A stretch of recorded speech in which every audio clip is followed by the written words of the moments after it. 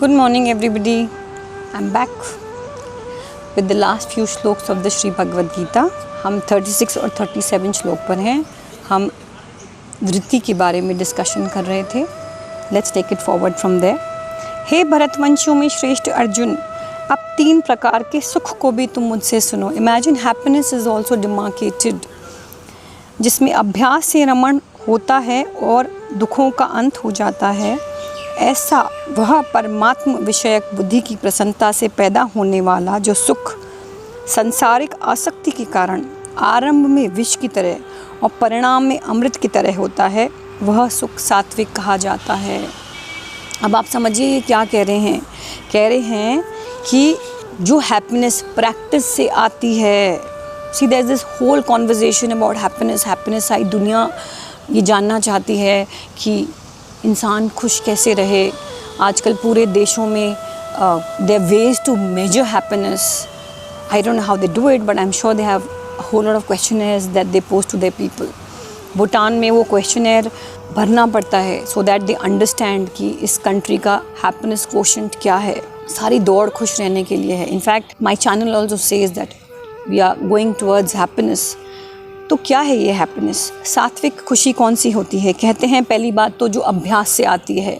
It comes with practice, और जिससे दुखों का अंत हो जाता है. ऑब्वियसली अगर आप सुख की तरफ जाएंगे तो आपके दुखों का अंत हो जाएगा. ऐसा वह परमात्म विषयक बुद्धि की प्रसन्नता से पैदा होने वाला जो सुख, when you connect to that higher energy in the universe और you connect to God, however you call it, तो उससे क्या होता है कि आपकी जो संसारिक अटैचमेंट है वो कम होती है. आपका कनेक्शन टू गॉड बढ़ जाता है. शुरू में तो वो विष के समान लगती है. ऐसे लगता है कि आप जहर पी रहे हो. Trust me, lot of people tell me कि ऐसे कैसे हो सकता है कि अटैचमेंट नहीं होगा क्या. ऑफेंड हो जाते हैं लोग कि यार what are you talking about. क्या हम अपने प्रेम नहीं करें अपने बच्चे से, या अपने परिवार से प्रेम नहीं करें. Somebody in my class said कि तो ज़िंदगी में रस क्या रह जाएगा. यू नो दैट, मतलब ज़िंदगी तो बिल्कुल नीरस हो जाएगी ना अगर हमें अटैचमेंट ही नहीं हो. But again and again you guys fail to understand that प्यार अलग चीज़ होती है, अटैचमेंट अलग चीज़ होती है. That 2 different things. You have to understand the difference. आपको भगवान नहीं कह रहे हैं प्यार मत करो, लेकिन कह रहे हैं मोह में नहीं पड़ो. You have to strike a balance. आपको अटैचमेंट नहीं करना है. और शुरू में जब ये प्रोसेस होता है ऐसे लगता है जैसे आप विष पी रहे हो. इवेंचुअली उसका जो परिणाम होता है, दिस जर्नी टुवर्ड्स हैप्पीनेस, अमृत के समान होता है. You feel that you got everything in life. ऐसा जो सुख होता है वो सात्विक कहा गया है. जो सुख इंद्रियों और विषयों के संयोग से होता है वह आरंभ में अमृत की तरह, परिणाम में विष की तरह प्रतीत होता है. ऐसा सुख राजस कहा गया है. देखिए कितनी गहरी बात है. कह रहे हैं कि शुरू में happiness that comes out of your connection with the subjects. आपकी ये 5 सेंसेस हैं, उनका जब कनेक्शन होता है किसी कार से, किसी गाड़ी से, किसी बच्चे से, एनीथिंग फॉर दैट मैटर. हम बहुत बार डिस्कस कर चुके हैं, so I don't want to get into it once again. तो ऐसे में क्या होता है, शुरू में तो आपको बड़ी खुशी होती है. वाह, I have got this, I have got that, oh my God, I have got this fancy bag, I have got this watch. And में उसका जो रिज़ल्ट होता है वो विष के समान होता है. आपकी सैडनेस कभी ख़त्म ही नहीं होती. आपको लगता है यार I have no purpose in life, में बस विचर रहा हूँ इस दुनिया के अंदर without any purpose, without any peace as they call it. ऐसा सुख क्या होता है, राजस कहलाया जाता है. निद्रा, आलस्य और प्रमाद से उत्पन्न होने वाला सुख आरंभ में और परिणाम में भी आपको मोहित करने वाला है, इसको तामस है. अब you keep lying around the whole day without any purpose in life. आप आलसी हो, आप लग्जरी में जीते हो, आप अपनी बॉडी को कभी स्ट्रेच नहीं करते, ना अपने माइंड को कभी स्ट्रेच करते हो, चैलेंज नहीं करते. तो कहते हैं इसका तो शुरुआत भी बुरी होती है और अंत भी बुरा होता है. You find no happiness in a man that is absolutely lazy and not willing to do anything in life. पृथ्वी में या स्वर्ग में अथवा देवताओं में तथा उनके सिवाय और कहीं भी ऐसी कोई वस्तु नहीं है जो प्रकृति से उत्पन्न इन 3 गुणों से रहित हो. कहते हैं कि इस पूरी की पूरी नेचर में, इस यूनिवर्स में ये 3 जो गुण हैं ये तो सदैव हैं. They are there. Everything is divided into these 3 categories. चाहे देवता का सुख हो, चाहे धरती का सुख हो, चाहे परलोक का सुख हो. हे परंतप, ब्राह्मण, क्षत्रिय, वैश्य और शूद्रों के कर्म स्वभाव से उत्पन्न हुए 3 गुणों के द्वारा विभक्त किए गए हैं. जो भी आप कर्म करते हैं उसका आपका एक सर्टन स्वभाव बनता है, आपका नेचर बनता है, और वो सब भी इन तीनों चारों कैटेगरीज तीनों में डिवाइड किया गया है। मन का निग्रह करना, इंद्रियों को वश में करना, धर्म पालन के लिए कष्ट सहना। See I hope by this time you understand what I am trying to tell you. मन का निग्रह करना, मन को कंट्रोल करना, इंद्रियों को वश में करना, धर्म पालन के लिए कष्ट सहना। For what ever you think is right, आपको वो कष्ट तो सहना पड़ेगा।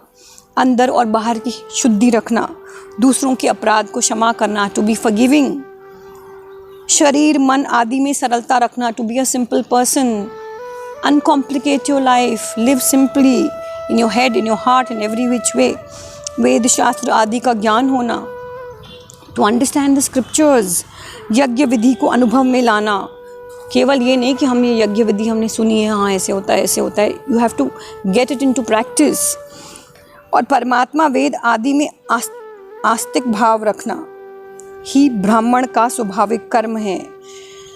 आपकी अटैचमेंट कहाँ होनी चाहिए? भगवान के साथ होनी चाहिए।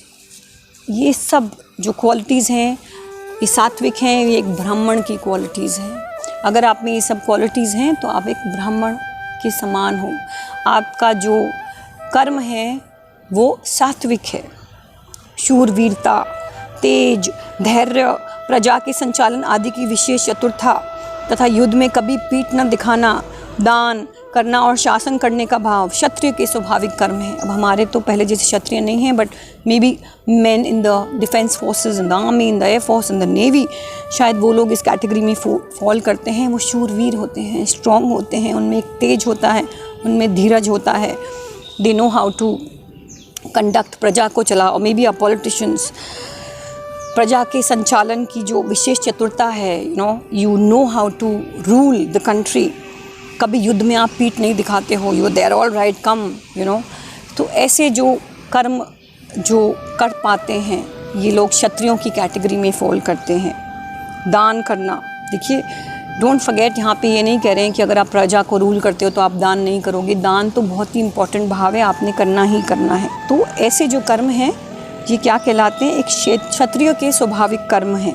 खेती करना, गायों की रक्षा करना, व्यापार करना, ये सब वैश्य के स्वाभाविक कर्म हैं। चारों वर्णों की सेवा करना फाइनली शूद्रों का स्वाभाविक कर्म है। जो आपका लेबर कैटेगरी है, जो आप इन तीनों कैटेगरीज़ को सर्व करता है, वो शूद्र होते हैं। अपने अपने कर्म में प्रतिपूर्वक लगा हुआ मनुष्य, आपका जिस भी कैटेगरी में आप फॉल करते हैं, जिस भी वर्ण में आप फॉल करते हैं, आपको अपना कर्म पूरी लगन के साथ करना है। मनुष्य सम्यक सिद्धि परमात्मा को प्राप्त कर लेता है। अगर आप अपना कर्म पूरी निष्ठा के साथ करेंगे, पूरे डेडिकेशन और कमिटमेंट के साथ करेंगे, कष्ट उठाने से आप डरेंगे नहीं, तो आप सिद्धि को प्राप्त कर लेते हैं, परमात्मा को प्राप्त कर लेते हैं। अपने कर्म में लगा हुआ मनुष्य जिस प्रकार सिद्धि को प्राप्त होता है उस प्रकार तो मुझसे सुन। कह रहे हैं कि लाओ मैं आपको अब और डिटेल में समझाता हूँ। जिस परमात्मा से संपूर्ण प्राणियों की प्रवृत्ति उत्पत्ति होती है, the source of every human being, आप भगवान से ही आपकी उत्पत्ति भगवान से ही हुई है। जिससे वे संपूर्ण संसार व्याप्त है, उस परमात्मा से पूरा का पूरा संसार व्याप्त है। He is omni present. Okay, उस परमात्मा का अपने कर्म के द्वारा पूजन करना मनुष्य मात्र सिद्धि को प्राप्त हो जाता है। आप जो भी कर्म करो, सोचो कि आप पूजा कर रहे हो उस परमात्मा की। जो भी कर्म कर रहे हो उसको अर्पण कर दो। जब ऐसा होता है तो आप कर्म सिद्धि को प्राप्त हो जाते हैं। अच्छी तरह अनुष्ठान किए हुए पर धर्म से गुण रहित अपना धर्म श्रेष्ठ है। पता है ये लाइन बहुत डिबेटेबल है। कहते हैं कि भगवान कह रहे हैं कि किसी और का धर्म से बेटर है कि ये आपका धर्म है। Now religion as we know it, as Hinduism or as Sikhism or the Muslims, कहते हैं आपका धर्म श्रेष्ठ है। I've been thinking a lot about it lately. मैंने बहुत सारा I've noticed that every time I read the Sri Bhagavad Gita, it is the Hindus that get very attracted to it. Sikhs मेरे को नहीं सुनते हैं, Muslims मेरे को I'm sure बहुत कम सुनते हैं। ऐसा नहीं कि नहीं सुनते, but कम सुनते हैं। It's not that कि उनको श्री भगवद गीता से प्रेम नहीं है या उसकी इज़्ज़त नहीं है, जस्ट दैट कल्चरली वो उससे अटैच नहीं है। बचपन से जो सीख से उन्होंने गुरु नानक के बारे में अगर सुना है तो ऑटोमेटिकली उन पे जो उस कल्चर का, उनकी कहानियों का प्रभाव पड़ेगा, वो शायद कृष्ण की कहानियों का प्रभाव नहीं पड़ेगा, या कृष्ण के जीवन का प्रभाव नहीं पड़ेगा, या श्री भगवद गीता के एसेंस का प्रभाव नहीं पड़ेगा। Why is it so? Because आपने बचपन से वही सुना है, आप एक सर्टन कल्चर में बॉर्न हुए हैं। Every religion is beautiful, but जब आप अपने खुद के धर्म की बातें सुनते हैं तो आप कुछ ज़्यादा आप उसको इम्बाइब कर पाते हैं, उससे ज़्यादा रिलेट कर पाते हैं। हेंस आपका धर्म पर धर्म से बेटर है। इसका मतलब ये नहीं कि पर धर्म किसी भी हाल में कम है, but for you it is better that you imbibe the lessons that are being taught in your own dharma, simply because you will be able to imbibe it more. अपना धर्म श्रेष्ठ है, कारण कि स्वभाव से नियत हुए स्वधर्म रूप कर्म को करता हुआ मनुष्य पाप को प्राप्त नहीं होता। आप अपने धर्म को सुनिए, उसकी टीचिंग्स को इम्बाइब करिए, और जब आप इम्बाइब करेंगे तो आप परमात्मा को प्राप्त होंगे। हे कुंती नंदन, दोष युक्त होने पर भी सहज कर्म का त्याग नहीं करना चाहिए, क्योंकि संपूर्ण कर्म धुएं की अग्नि की तरह किसी न किसी दोष से युक्त होता है। दिस श्लोक is kind of difficult. I have not done my homework properly. मैं कुछ भी गलत आपको नहीं बताना चाहती। सो let me study it more and I shall come back with it the next time. Until then, you take care. Have an amazing day.